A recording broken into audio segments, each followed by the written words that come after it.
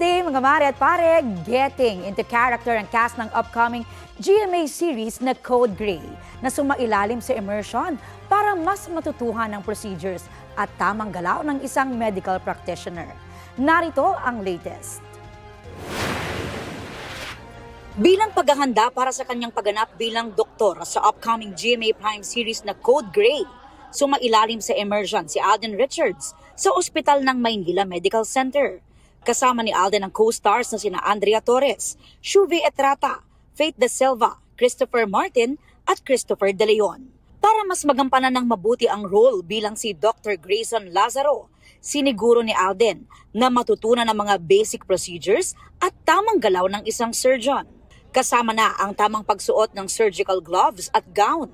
Tinuruan din sila ng pag-suture o pagtahi ng sugat. At sumailalim din sila sa basic life support training. Yung proper counting, yung tamang position, etc. And also, natutunan ko din dito yung mga iba-ibang klaseng stitches when it comes to surgery.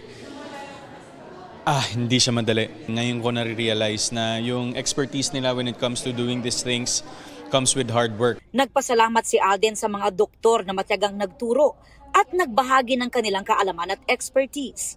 Dagdag pa niya, paraan din ng proyektong ito para bigyang pugay ang mga medical practitioner. It's a way of honoring them as well na itong project na to mabigyang highlight naman yung mga doktor at yung mga medical practitioners natin na nagliligtas ng buhay araw-araw.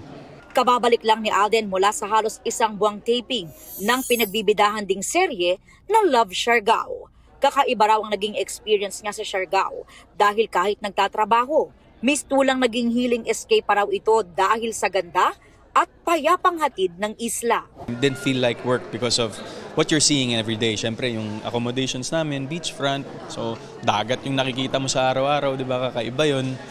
So, really more of parang rediscovering different aspects of myself and somehow healing na rin at the same time.